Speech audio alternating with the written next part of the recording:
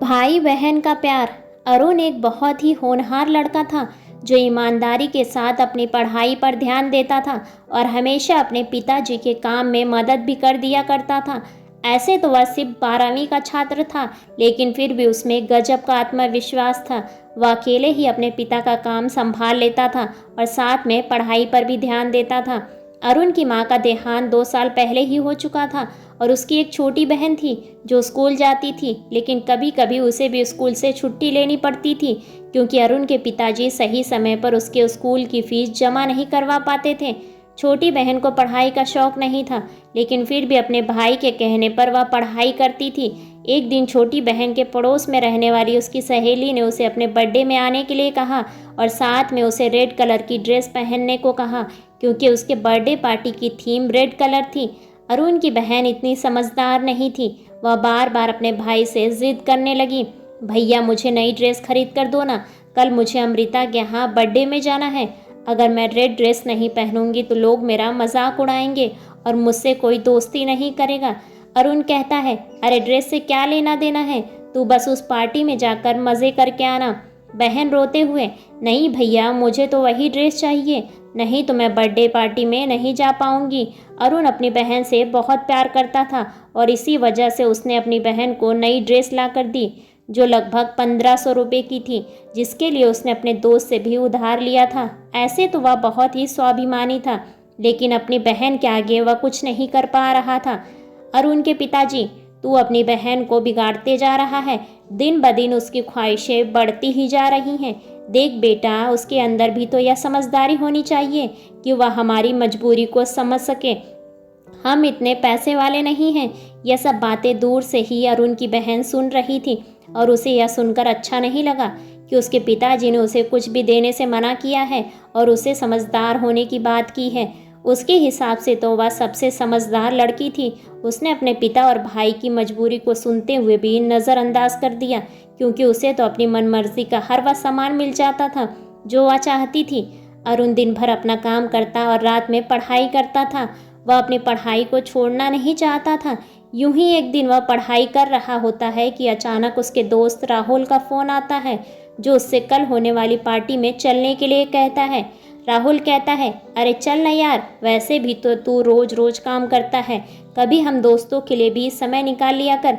अरुण कहता है, हाँ हाँ क्यों नहीं, मैं भी तो तुम लोगों के साथ चलना चाहता हूँ, लेकिन क्या करूँ, मेरी मजबूरी है। मेरे पास तो पहनने के लिए अच्छे कपड़े भी नहीं हैं और ना ही मैं अपने पिताजी से ऐसी कोई ख्वाहिश करना चाहता हूँ जिससे मेरे पिताजी परेशान हो जाएं।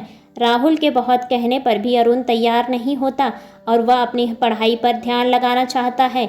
यह सब बात सोते हुए अरुण की बहन सुन लेती है, जिसे थोड़ा थोड़ा अफसोस होने लगता है कि जो भाई उसके लिए सब कुछ करने को तैयार है वह खुद के लिए कभी कुछ नहीं कर पाता है। ऐसे में अचानक अरुण के पिताजी को किसी दूसरे शहर जाना पड़ा जहाँ पर कुछ ज़रूरी काम आ पड़ा था। अरुण की बहन, भाई मेरी सहेली बता रही थी कि शहर के मॉल में एक बहुत अच्छी प्रदर्शनी लगी है जहाँ पर बहुत तरह तरह के डिज़ाइनर कपड़े मिल रहे हैं, वह भी सस्ते दामों में। मुझे भी वहाँ से कोई अच्छी सी ड्रेस लेकर दो ना, जिसे मैं अपने बर्थडे पर पहन सकूँ और मेरी सहेलियों को नीचा दिखा सकूँ। अरुण कहता है, तुम यह गलत सोच रही हो, हमें कभी किसी को नीचा नहीं दिखाना चाहिए बल्कि अपने कर्मों पर भरोसा रखना चाहिए। बहन बोलती है, भैया आप ही मुझे दिला सकते हैं, नहीं तो पिताजी तो हमें लेने ही ना दे, दिन भर अपनी मजबूरी बताते रहते हैं और कभी मेरा ध्यान भी नहीं रखते हैं। अरुण उस समय चुप हो जाता है क्योंकि उसे अपने पिताजी की मजबूरी अच्छे से मालूम है, लेकिन छोटी बहन इन सब बातों से अनजान थी। तभी अमित को ख्याल आता है कि उस प्रदर्शनी में जाने के लिए महंगे पास की ज़रूरत है जो उसके पास नहीं है। ऐसे में वह दौड़कर अपने गुल्लक को टटोलने लगता है और एक एक करके पैसे जोड़ने लगता है ताकि वह अपनी बहन के लिए उस प्रदर्शनी का पास ले सके। यह सब देखकर अरुण की बहन का कलेजा फट जाता है और वह ज़ोर ज़ोर से रोने लगती है। उसे रोता हुआ देख अरुण दौड़कर बहन के पास जाता है। क्या हुआ, तुम इस तरह से क्यों रो रही हो?